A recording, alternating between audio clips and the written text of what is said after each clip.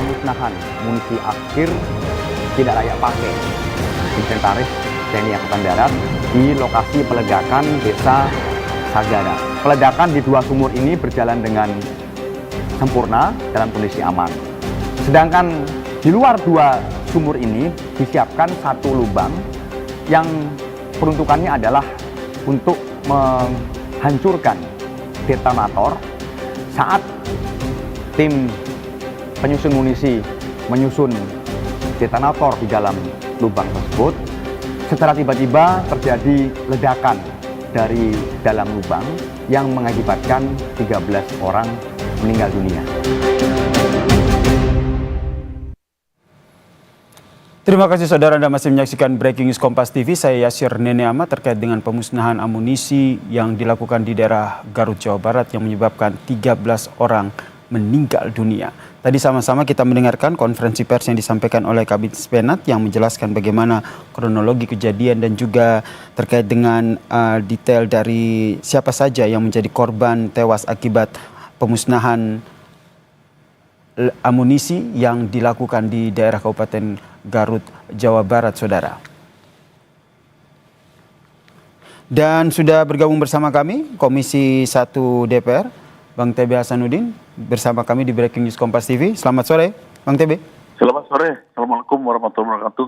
Waalaikumsalam warahmatullahi wabarakatuh. Tadi kita juga sudah mendengarkan ya bagaimana keterangan pers yang disampaikan oleh Kadis Penat. Apa yang menjadi sorotan dari Komisi 1 terkait dengan pemusnahan amunisi ini?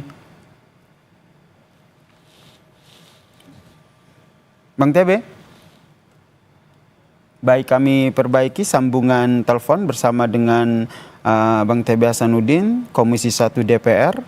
Dan kami juga tadi telah berbincang dengan salah satu dokter jaga di RSUD Pamengpek yang menerima 13 jenazah korban tewas akibat pemusnahan amunisi yang dilakukan di Kabupaten Garut, Jawa Barat. Informasi terbaru yang disampaikan adalah terkait dengan identifikasi masih dilakukan proses identifikasi yang nantinya akan bekerja sama dengan tim DVI dari polisi, dan memang untuk proses identifikasi ini masih menunggu data dari pihak keluarga yang dikumpulkan di Rumah Sakit RSUD Pamengpek, saudara.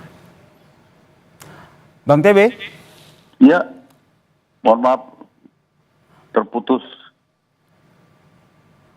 Apa informasi yang sudah dirangkum ataupun dikumpulkan oleh Komisi 1 DPR terkait dengan pemusnahan amunisi yang berdampak ataupun yang mengakibatkan 13 orang tewas?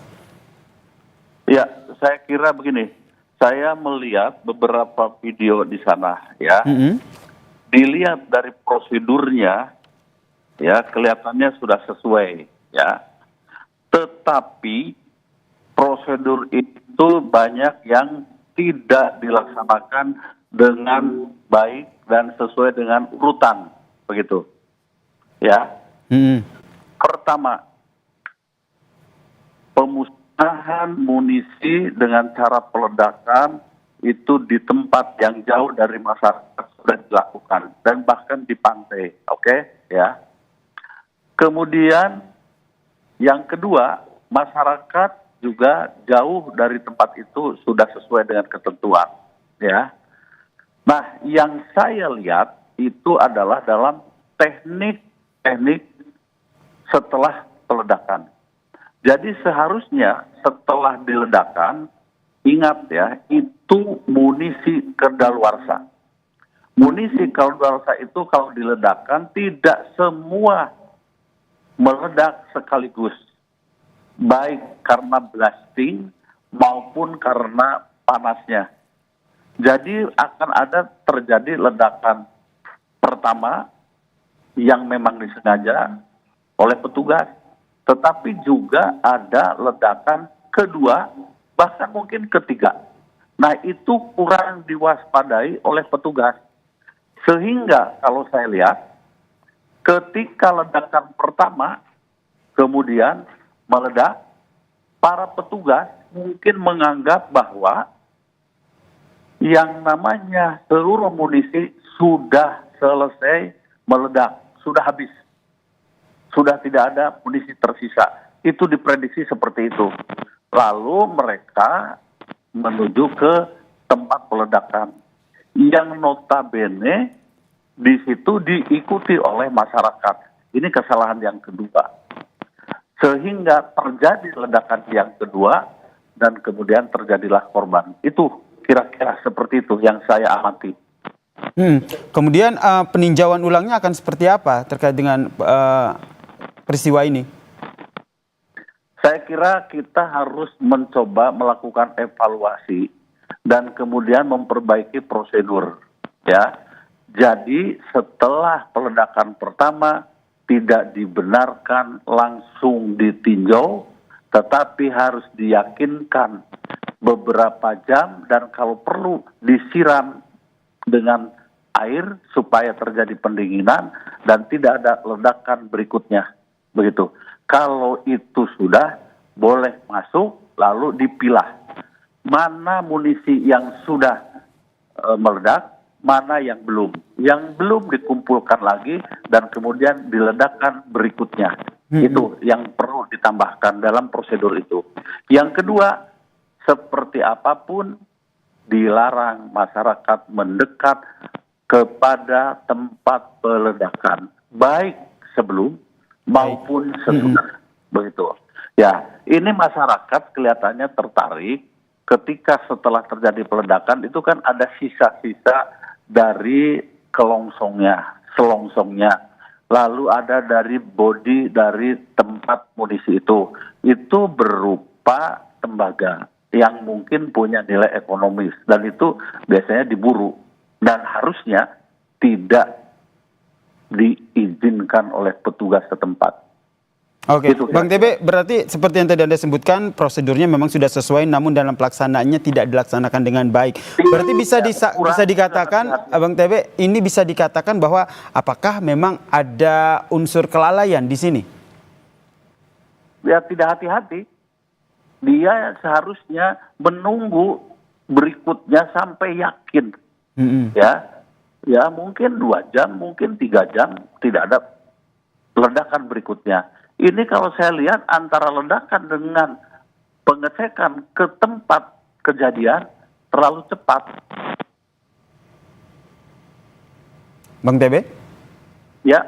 Ya, tidak hati-hati, ada unsur bisa dikatakan seperti yang tadi Anda sampaikan ada unsur kelalaian di sini. Kemudian ada beberapa masyarakat yang juga ikut masuk ke lokasi sehingga menjadi korban. Selama ini itu mestinya tidak boleh. Iya, begitu. Kalau menurut Anda prosedur pengamanannya seharusnya seperti apa sehingga masyarakat memang tidak boleh masuk dan ikut masuk dalam lokasi? Prosedurnya kan sudah ada, masyarakat tidak boleh masuk, baik sebelum maupun sesudah ledakan selesai.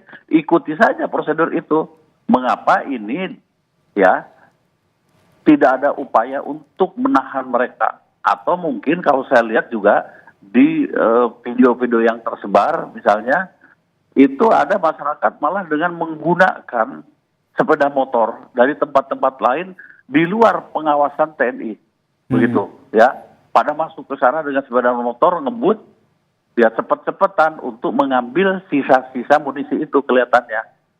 Begitu. Baik, Bang TB, tanda-tanda kalau memang lokasi itu sudah aman, ledakan semua sudah terjadi begitu seperti apa? Tanda-tanda yang pertama setelah ledakan, kemudian aman dan sebagainya itu pertama ya jangan terlalu cepat, tunggu saja dulu. Karena apa?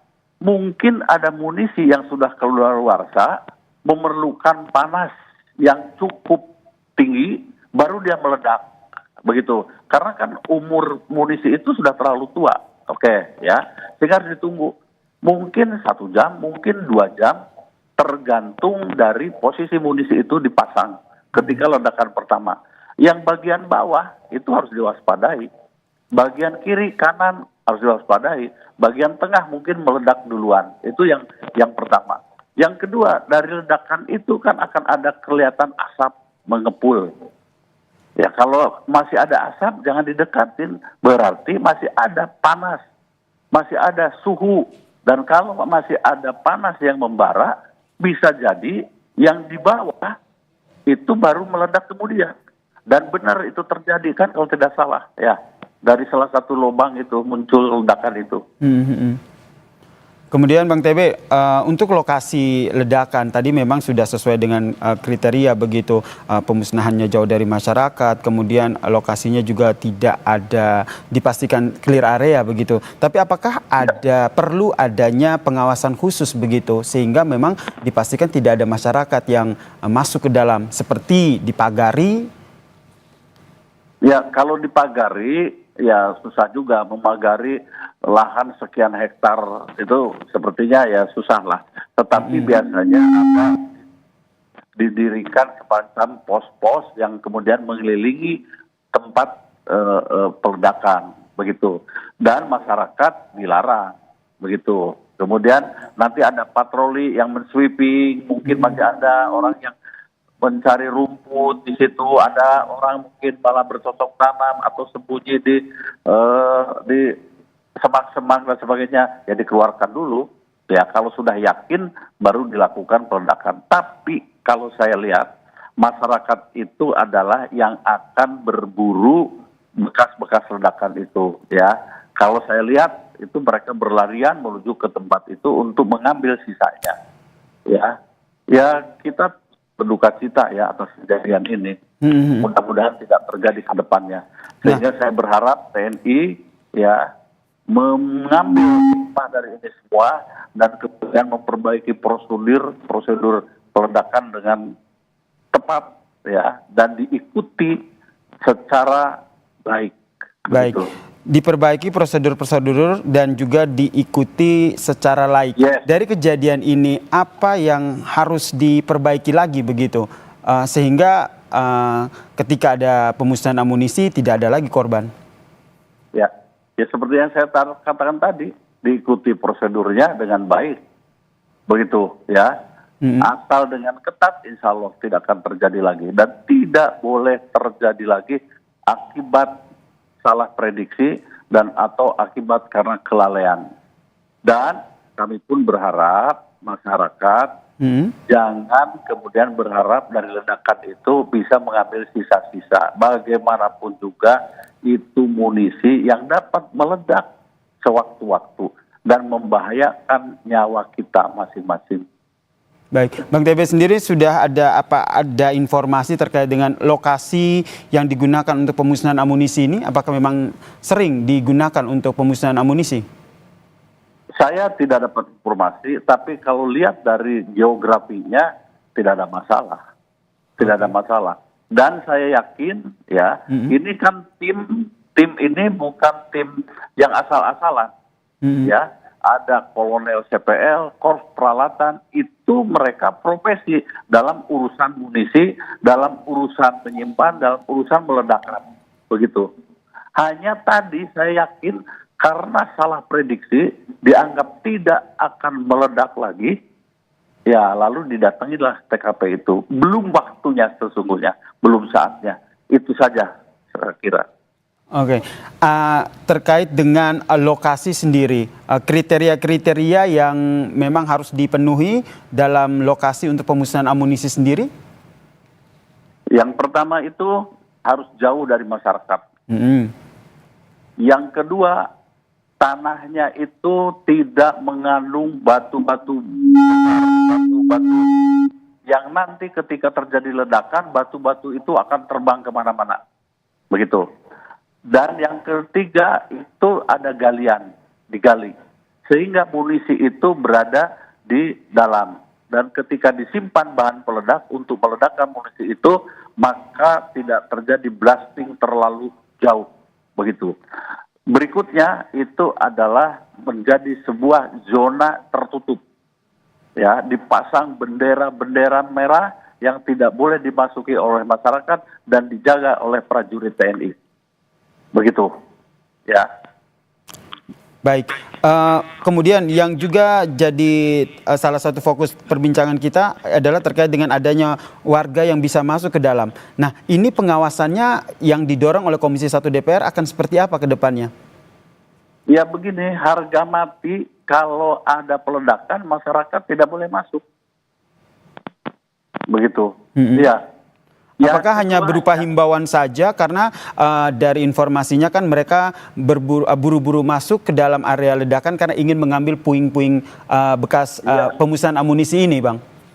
Ya, yang harus ada pengertian. Kan peledakan itu diangkut dulu barang-barang 2 hari sebelum terjadi peledakan atau 3 hari hanya ya diumumkan bekerja sama dengan misalnya kepala desa, RT, RW setempat bahwa dilarang masuk pada tanggal sekian akan terjadi ledakan dan dilarang rakyat untuk mendekat dan sebagainya. Plus dijaga dengan ketat. Kalau itu kedua belah pihak, 1 TNI menjaga, 2 rakyatnya juga tidak ngotot mencari bekas-bekas ledakan, saya kira semuanya akan baik-baik saja. Dan ini kan bukan yang sekali 2 kali. Pernah beberapa kali terjadi pemusnahan seperti ini. Tetapi kalau masyarakat juga tidak care dan tidak memperhatikan keselamatannya masing-masing, akibatnya seperti ini. Begitu. Dan saya berharap juga TNI harus benar-benar menjaga supaya rakyat itu jauh. Ya, dengan ketat. Saya ulangi lagi, dengan ketat. Penjagaan harus dilakukan dengan ketat ya. Iya, dengan ketat. Karena ini menyangkut apa? Menyangkut nyawa ketika ledakan terjadi. Oke, Bang TB, ini berbicara terkait dengan amunisi yang sudah kedaluarsa. Memang salah satu caranya apakah hanya diledakkan atau ada cara lain? Ya, pertama yang paling tepat kalau banyak ya diledakkan. Begitu ya. Kalau dibuka satu persatu, nanti munisi dalamnya, bagian dalam juga harus diledakkan juga, harus dibakar. Jadi munisinya itu kan ini misalnya peluru lah ya, peluru meriam atau bom. Di dalamnya itu kan ada serbuk untuk peledak. Nah, itu harus dibongkar satu persatu, kemudian dikeluarkan begitu. Lalu misalnya badannya disisihkan, itu sudah tidak bahaya. Tetapi bahan peledaknya ya tetap harus dibakar karena itu sudah tidak bisa dipakai dan kadaluarsa. Yang paling efektif adalah dengan cara diledakkan. Kalau juga ada cara lain, misalnya ditenggelamkan di laut, itu juga akan terjadi pencemaran di laut, tidak bagus juga dan sebagainya ya. Begitu. Jadi saat ini yang paling bagus adalah yang paling praktis, ia diledakkan dengan catatan prosedur diikuti dan dilakukan dengan cara hati-hati dan ketat di dalam pelaksanaannya. Baik, Bang TB tadi juga sudah mendengarkan apa yang disampaikan oleh Kabdis Penat, kemudian juga diinformasikan bahwa akan ada investigasi menyeluruh. Langkah yang selanjutnya diambil oleh Komisi 1 DPR seperti apa?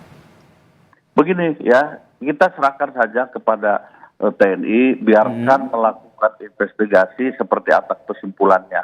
Pada saat nanti ada rapat dengar pendapat dengan Panglima atau dengan jajarannya, ya kita akan dengar. Yang paling penting ya, kita sudah sampaikan pesan-pesan itu supaya ada perbaikan dan jadikanlah ini sebuah kecelakaan terakhir. Baik, kita berharap tidak ada kejadian seperti ini kembali terjadi di kemudian hari ya. Terima kasih Bang TB Hasanuddin, Komisi 1 DPR dari fraksi PD Perjuangan telah berbagi informasi dan perspektifnya terkait dengan pemusnahan amunisi yang menewaskan 13 orang di Kabupaten Garut, Jawa Barat, Saudara.